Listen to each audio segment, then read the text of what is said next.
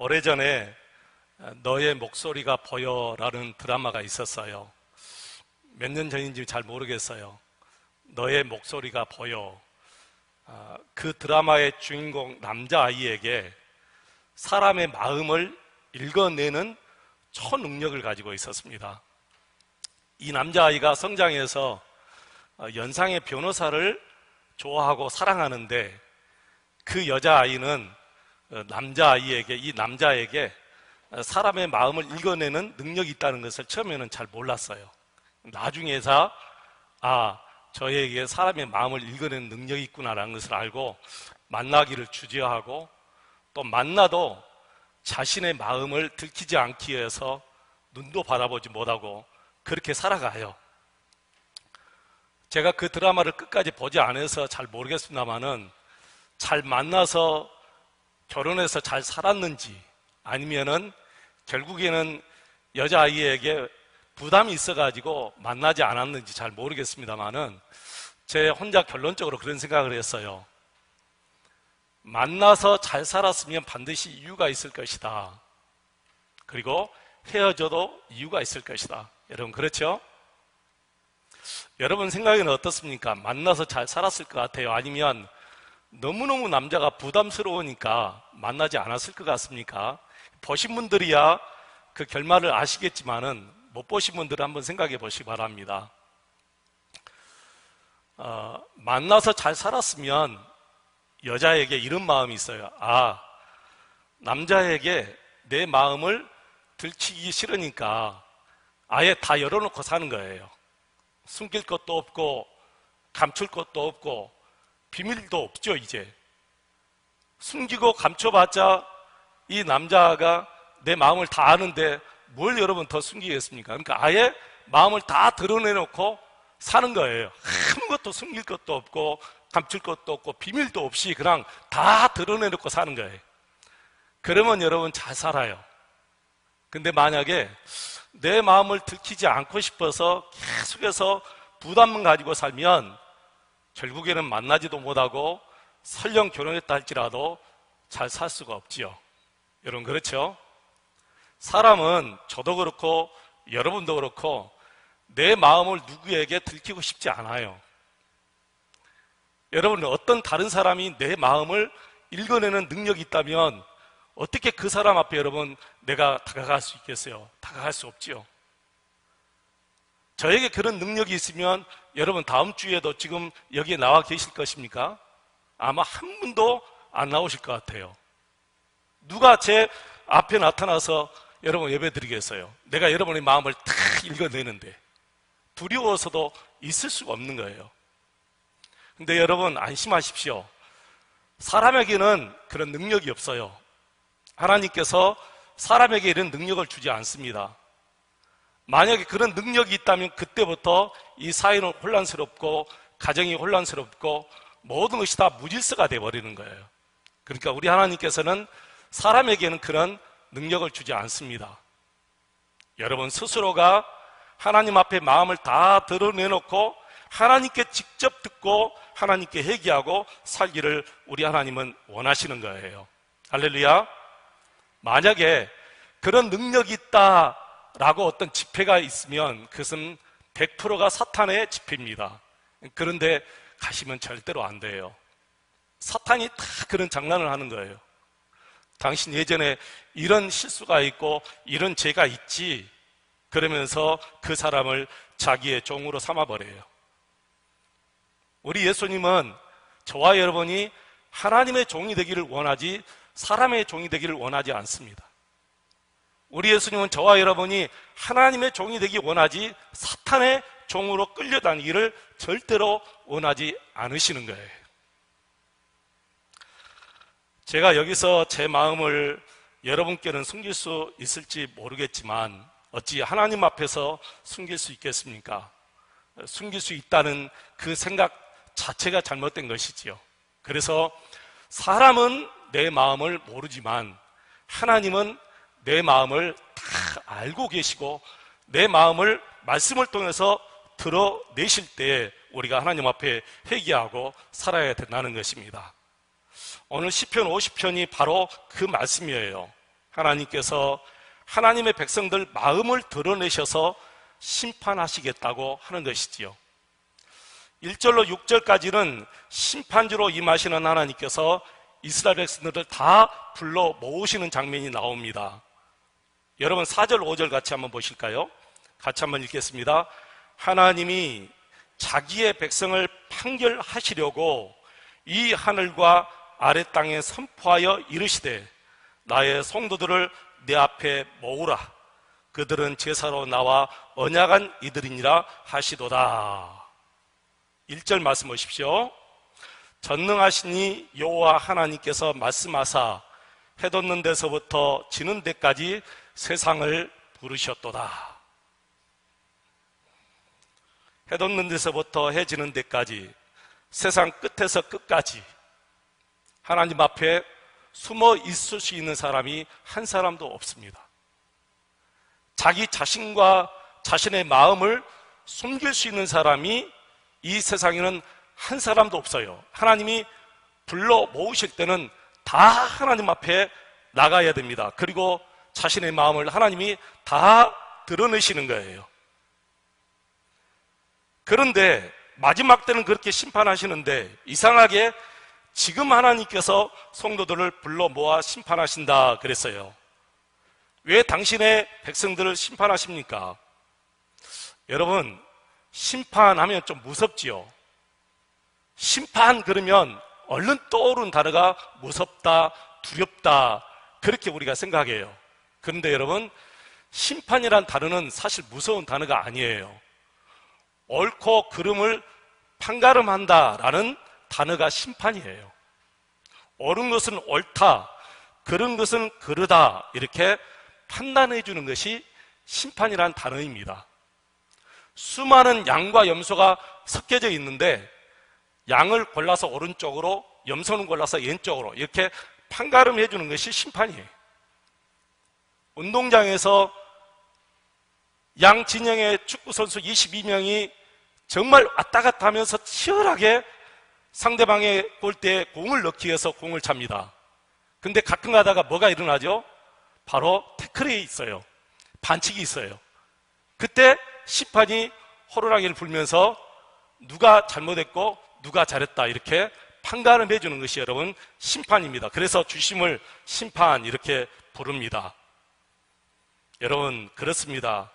우리 하나님은 지금 저와 여러분의 마음을 이 말씀을 통해서 드러내서 뭐가 잘못됐다, 뭐가 잘못됐다, 이것은 또 이렇다, 이것은 좋다, 이렇게 하나님이 드러내서 심판하실 때 우리가 이 말씀을 듣고 깨닫고 회개하고 올바른 마음, 순결한 마음을 가지고 살라라는 말씀이죠. 그런데 5절 말씀 보시면 하나님과 이스라엘 백성들은 희생 제사로 맺어진 언약의 관계라 했지요. 이 말씀이 바로 이스라엘 백성들과 우리에게 주신 말씀이기 때문에 잘 보시기 바랍니다. 구약 이스라엘 백성들도 다 죄인들이 있잖아요. 죄가 없는 백성들이 어디 있겠어요? 그들은 어떻게 제사함을 받았을까요? 바로 두 가지 놀라운 이유가 있는데요. 우리 하나님께서는 이 짐승을 잡아서 하나님 앞에 희생 제물로 드리라 했어요. 근데 여기에 두 가지 놀라운 일이 있습니다. 하나는 바로 예수님을 상징하기 때문에 그래요. 이 짐승의 피 흘리는 제사가 예수님을 상징해요. 그래서 이 계시가 그때부터 지금까지 조금씩 열려져서 지금은 완전히 말씀을 통해서 열려졌잖아요. 계시란 말은 열어서 보여준다, 그런 뜻이에요. 하나님께서 이 말씀을 통해서 완전히 열어서 구약에 희생된 제물이 바로 예수님이구나 라는 것을 우리로 하여금 깨닫게 한 것이지요. 놀라운 말씀이잖아요. 근데 그 이스라엘 백성들은 그 사실을 몰랐을 것 같아요. 단지 하나님께서 이렇게 하라고 하시면 우리가 순종해서 제사를 드리면 하나님께서 나의 죄를 용서해 주신다, 이 정도 외에는 몰랐을 것 같습니다. 그래도 우리 하나님은 그들이 하나님의 말씀을 듣고 순종하면 뭐예요? 용서해 주셔요. 그리고 하나님과의 관계를 회복시켜 주셔요. 자, 그런데 그것으로 하나님과 이스라엘 백성들이 바로 언약의 관계를 맺은 거예요. 근데 우리도 하나님과 언약의 관계예요. 이 언약을 누구하고 맺었느냐 하면은 성부 하나님과 성자 예수님이 맺으신 거예요. 어디에서? 십자가 위에서 피 흘려 주심으로 맺었는데, 그 언약의 내용이 그럼 뭐냐? 성부 하나님과 성자 예수님이 이 언약을 맺었어요. 그리고 십자가에서 이 언약을 이루셨어요. 그럼 언약의 내용이 뭐냐 하면은 아들 예수 그리스도가 십자가 위에서 피 흘려 죽으시면 바로 하나님의 자녀들의 죄가 다 용서받고, 그리고 하나님의 자녀와 하나님과 우리는 바로 하나님과 언약의 관계가 되었다라는 것이 바로 이 언약의 내용입니다. 근데 이스라엘 백성들은 그것을 몰랐지요. 그러니까 이스라엘 백성들이 정말 행복한 거예요? 우리가 행복한 거죠? 우리가 정말 행복한 하나님의 자녀들이지요. 그런데요, 이스라엘 백성들이 매일 그런 제사를 드려요. 매일 그런 제사를 드립니다. 그리고 하나님께서 말씀하신 대로 흠없는 제물을 또 하나님 앞에 제물로 드려요. 근데 우리 하나님께서 이렇게 잘하는 이스라엘 백성들을 심판하시겠다는 거예요. 여러분, 너무 놀랍죠? 도대체 무엇을 기준으로, 무슨 증거를 가지고 이스라엘 백성들을 여러분 심판하십니까? 매일 이렇게 빠뜨리지 않고 희생 제사를 드리고, 그리고 하나님께서 명령하신 흠없는 제물을 이렇게 계속해서 드리는 이스라엘 백성들을 도대체 무엇으로 심판하시겠다는 것인가? 여러분, 7절 보십시오. 여러분, 7절 보시면 이런 말씀이 있어요. 내 백성아 들을지어다, 내가 말하리라. 이스라엘아, 내가 내게 증언하리라. 어떤 증거를 대고 말씀하신다는 거예요. 증언. 어떤 증거를 대고 말씀하신다는 거예요. 8절부터 봅니다. 나는 내 재물 때문에 너를 책망하지 아니하리니 내 번제가 항상 내 앞에 있음이로다. 하나님께서 재물도 인정했어요. 그 다음에 9절입니다. 내가 내 집에서 소수나 내 우리에서 수염소를 가져가지 아니하리니 이는 살림의 짐승들과 무산의 가축이 다 내 것이며 그랬어요. 우리 하나님께서는 이스라엘 백성들이 드리는 제물도 하나님이 인정하신데 도대체 무엇으로 증거를 가지고 말씀하시겠는가? 그게 바로 이제 14절에 나옵니다. 14절 같이 한번 보겠습니다. 같이 읽겠습니다. 감사로 하나님께 제사를 드리며 지존하신 이에게 내 소원을 갚으며, 그리고 23절 또 같이 한번 읽겠습니다. 감사로 제사를 드리는 자가 나를 영화롭게 하나니 그의 행위를 옳게 하는 자에게 내가 하나님의 구원을 보이리라. 아멘. 바로 마음에 감사가 없다는 것을 증거로 심판하시겠다는 거죠. 우리가 이 말씀을 명심해야 되겠습니다. 우리도 빠뜨리지 않고 매일매일 예배를 드리고 빠뜨리지 않고 주일 예배를 잘 드려도 하나님께서 우리 마음을 보신다는 거예요. 정말 하나님을 믿는 마음과 그리고 감사하는 마음이 있는가 하는 거예요. 여러분, 이 마음을 보셔야 돼요. 내가 지금 하나님 앞에 나와서 매 주일마다 빠뜨리지 않고 이 주일 성수를 하며 예배를 드리고 주일헌금을 드리고 감사헌금 그 11조금을 드리면서도 정말 여기에 하나님을 믿는 믿음과 감사가 있는가를 계속해서 우리 마음을 살피고 내 자신에게 묻고 또 물어야 됩니다. 정말 하나님 앞에 감사하는 마음으로 드릴 때 하나님이 우리에게 약속하신 거 있어요. 15절 우리 같이 한번 읽겠습니다. 환난 날에 나를 부르라. 내가 너를 건지리니 내가 나를 영화롭게 하리로다. 하나님께서 이스라엘 백성들에게 희생 제물을 드리라고 하셨을 때 솔직히 제물에 욕심이 탐나서 제사를 드리라고 했을까요? 아니지요. 정말 턱도 없지요.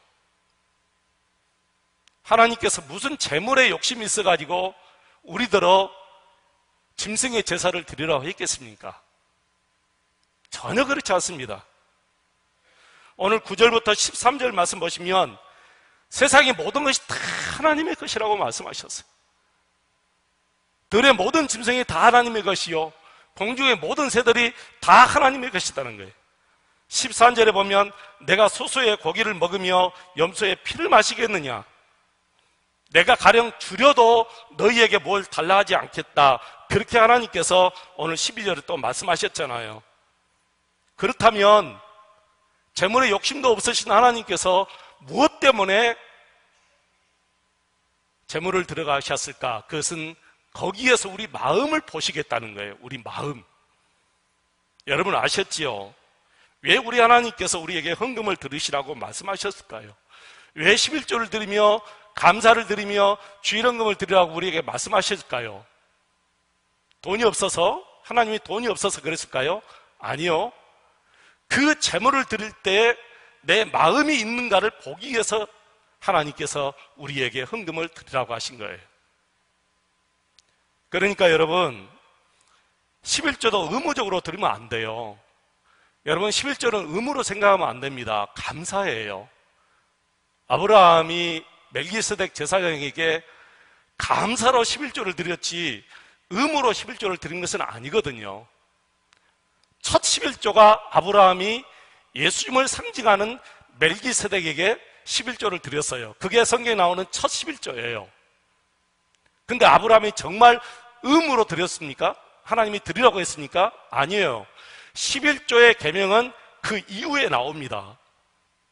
그러니까 11조도 의무가 아니고 뭐예요? 감사다는 게 감사. 의무로 하면은 못 드립니다. 근데 감사로 하면 드리게 돼요. 그 놀라운 거예요, 여러분.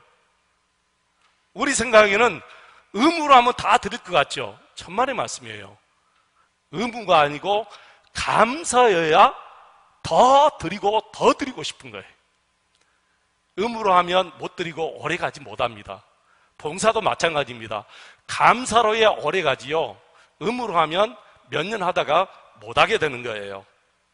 그래서 우리는 하나님 앞에 언제나 감사의 말씀이 넘쳐야 된다는 거예요. 그런데 이스라엘 백성들은 감사가 없어요. 그렇게 훌륭한 재물을 매일 빠뜨리지 않고 드리면서도 감사가 없어요. 그리고 하나님을 믿는 믿음이 없어요. 그러니까 오늘 18절로 20절 말씀 보시면 도둑을 만나면 도둑이 돼버리는 거예요. 친구가 돼버리는 거예요. 도둑을 만나면 도둑의 친구가 돼버리는 거예요. 가늠한 자를 만나면 곧 그와 한배거리가 되어버리고, 입으로 악을 또 꾸며내고 혀로는 거짓을 지어내고 동기들 간에 허물을 들춰내며 한 어머니 태에서 나온 형제들 간에 서로 비방을 일삼고, 어찌 이런 사람을 하나님의 자녀라고 여러분 말할 수 있겠습니까? 이런 사람은 종교인이지 결코 하나님을 믿는 성도는 아닐 것입니다. 조폭이나 방탕한 사람은 노골적으로 하나님을 부인합니다. 그리고 죄를 짓고 삽니다.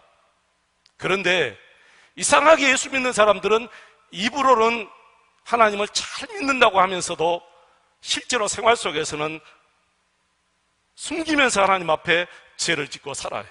숨기면서 죄를 짓고 살아요.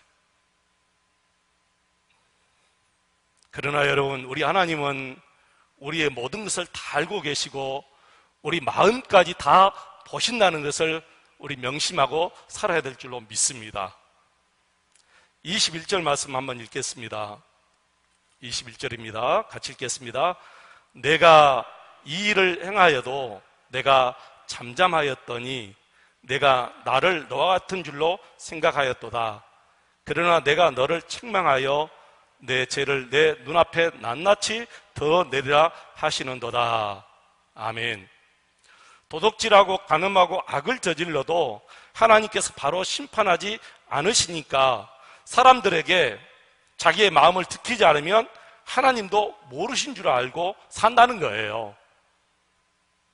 그러니까 사람들에게 들키지 않고 죄를 지으면 하나님도 모르신 줄 아느냐, 바로 그 말씀이죠. 내가 너희와 같은 줄로 아느냐, 이 말은 사람들에게 죄를 들키지 않고 살면 하나님도 모르신 줄 아느냐. 정말 하나님이 모르십니까? 밝은 데서는 우리가 죄를 짓지 못합니다. 죄를 지으라 해도 못 지어요, 밝은 데서는. 근데 그 밝음이 누구라 했어요? 성경은 그 밝음이 예수님이라고 했어요. 나는 세상의 빛이다. 예수님이 밝음이고 예수님이 빛이에요. 여러분, 이 대낮에 저 목포 거리에 나가서 죄 지으라면 짓겠어요? 못 짓지요. 그런데 왜 이 해만, 이 밝음만 생각하십니까? 세상의 밝음은 아무것도 아니에요. 진짜 우리 마음까지 드러내는 그 빛이신 예수님 앞에서 우리가 사는데 어떻게 예수님 앞에 우리가 은밀한 죄를 짓고 우리가 죄를 노골적으로 짓고 살 수 있느냐는 거죠. 그럴 수가 없다는 거예요. 그래서 성령님이 마음에 계신 사람들은 죄를 지으면 마음에서 성령님이 탄식을 해요. 마음에서 성령님이 탄식을 하니까 하나님 앞에 결국에는 토해내고 내 마음을 드러내고 그리고 하나님 앞에 회개하고 바른 길로 가는 것이 하나님의 자녀, 성령님이 계신 증거예요. 그런데 성령님이 안 계신 분들은 회개할 줄 모릅니다. 토해낼 줄 몰라요. 자기의 마음을 하나님 앞에 드러내지를 못합니다. 성령님이 탄식하지 않기 때문에. 물론 그들에게도 잠시의 양심은 있었기 때문에 양심의 꺼리낌은 받습니다. 그러나 그것뿐입니다. 하나님 앞에 죄를 회개하지 못합니다. 22절에 뭐라고 그랬습니까? 같이 한번 읽어보실까요? 22절입니다. 하나님을 잊어버린 너희여, 이제 이를 생각하라. 그렇지 아니하면 내가 너희를 찢으리니 던질 자 없으리라. 하나님을 잊은 자들아, 이 모든 것을 깨달아라. 그렇지 않으면 내가 너희를 찢을 때에 구하여 줄 자가 없을까 두렵다. 누구를 얘기하는 거죠? 하나님을 믿는 하나님의 자녀들. 하나님의 자녀들이 하나님을 잊고 사는 거예요. 여러분 어떠세요? 생활 속에서 정말 하나님 잊어버리지 않고 사십니까? 아니면 하나님 잊어버리고 여러분은 여러분 나름대로 살고 예수님은 그냥 잠시 계십시오, 그렇게 하고 사십니까? 마태복음 7장 22절로 23절 보시면 주의 이름으로 선지자 노릇하며, 예수님의 이름으로 선지자 노릇하며 삽니다. 주의 이름으로 귀신을 쫓아냅니다. 주의 이름으로 많은 권능을 행합니다. 그런 그들에게 예수님이 이렇게 말씀하셔요. 내가 너희를 도무지 알지 못하니 불법을 행하는 자들아 내게서 떠나가라. 하나님을 믿고 예수의 이름으로 선지자 노릇하며 예수의 이름으로 귀신을 쫓아내는 사람이 뒤에서는 불법을 행하고 사는 거예요. 예수님이 그들에게 말씀하십니다. 나 너 모른다. 그런데 그 앞에 도무지라는 말씀이 있어요. 나 도무지 너 알지 못한다. 이것은 확실하다는 거예요. 나 너 모른다. 확실하다.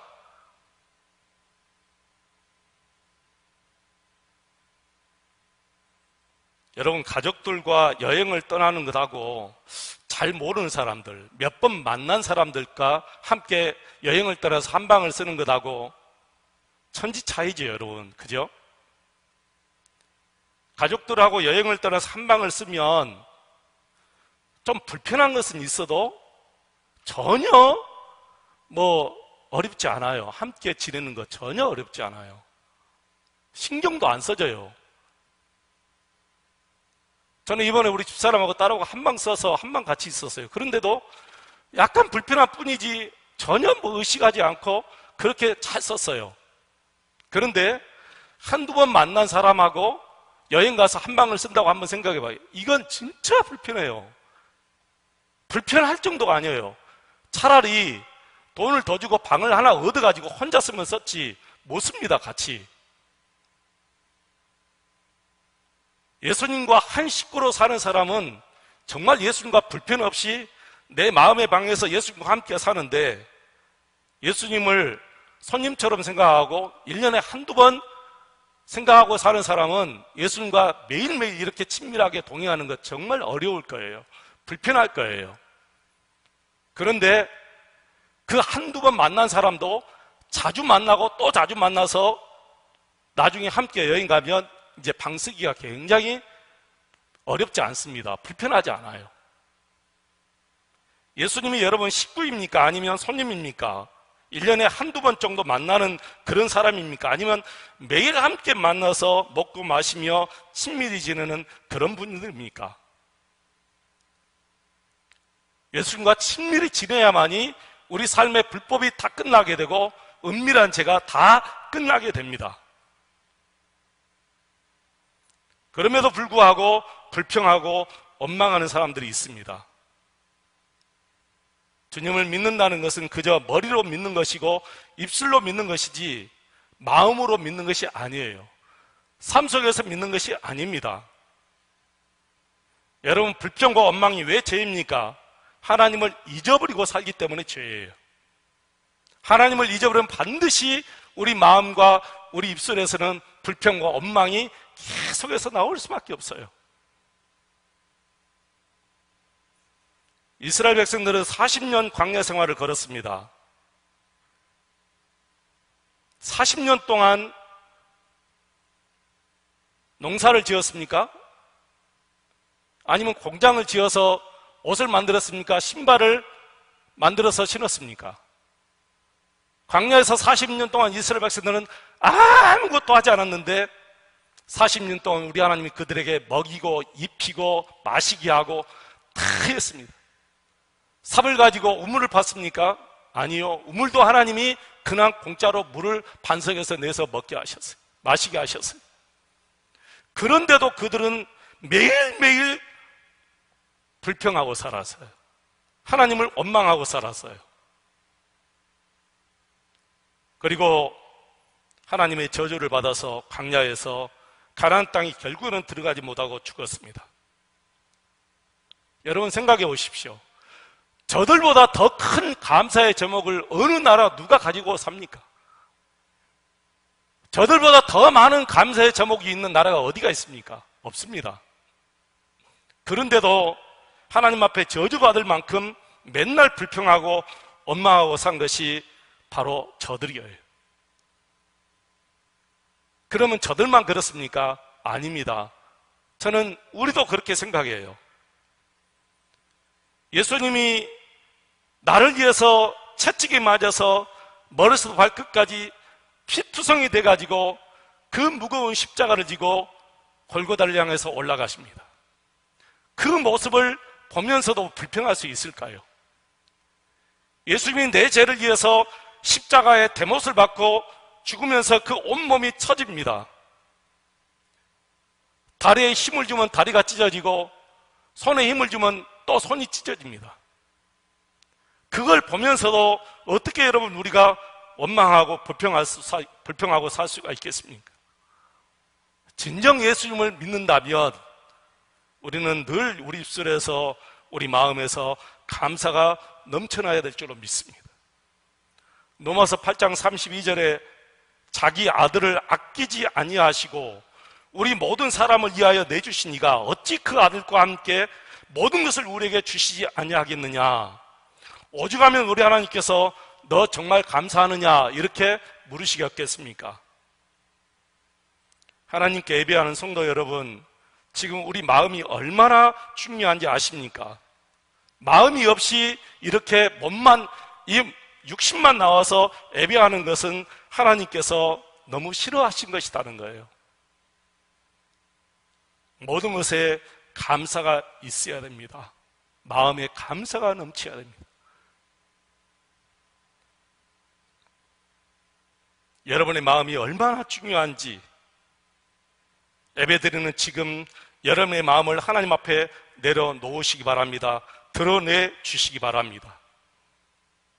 지금 우리가 하나님 앞에 우리의 마음을 드러내지 않으면 마지막 때는 하나님이 강제로 드러내서 우리에게 부끄러움을 주신다고 말씀하셨잖아요. 자, 21절 하반절에 보십시오. 그러나 내가 너를 책망하여 내 죄를 내 눈앞에 낱낱이 드러내리라. 내가 지금 드러내지 않고 살면 하나님이 마지막 때 강제적으로 내 마음을 드러내서 심판하실 때는 그때는 정말 무섭습니다. 누가 우리를 구원해 줄 자가 없고 건질 자 없으리라고 22절 하반절에 말씀하셨습니다. 여러분, 중학교, 고등학교 다닐 때 가끔 소지품 검사할 때가 있죠. 선생님이 갑작스럽게 해요. 저야 뭐 호주머니에 가방에 넣고 다니는 것이 없기 때문에 뭐 당황할 것도 없고 부끄러울 것도 없어요. 그런데 가끔 어떤 친구들을 보면 굉장히 당황하고 부끄러워서 어떻게 할 줄 몰라요. 왜 그러죠?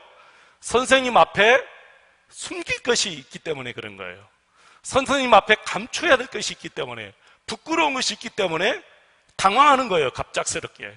근데 평소에 부끄러운 것을 가지고 다니지 않으면 언제 소지품 검사에도 당당하게 가방 다 열 수 있고 주머니 다 깔 수 있어요. 지금 우리가 하나님 앞에 그러고 살아야 됩니다. 그래야 마지막 우리 조사할 때, 내 마음을 조사할 때 하나님 앞에 부끄러움 없이 담대하게 설 수가 있는 것이지요. 사랑하는 성도 여러분, 예배, 정말 우리 한국교회 성도들처럼 예배 잘 드리는 성도들이 어디 있겠습니까? 예배도 정말 중요하지만 마음과 생활 속에서 하나님을 믿는 믿음으로 순결하게 사는 것이 정말 중요하다라는 것을 오늘 이 말씀을 통해서 우리에게 말씀해 주십니다. 마음을 하나님께 드러내놓고 살아가시기를 축원합니다. 그래야만이 빛이신 우리 예수님이 우리 마음을 청소해 주시고 더 이상 불법으로 살지 않도록 우리를 인도해 주실 줄로 믿습니다.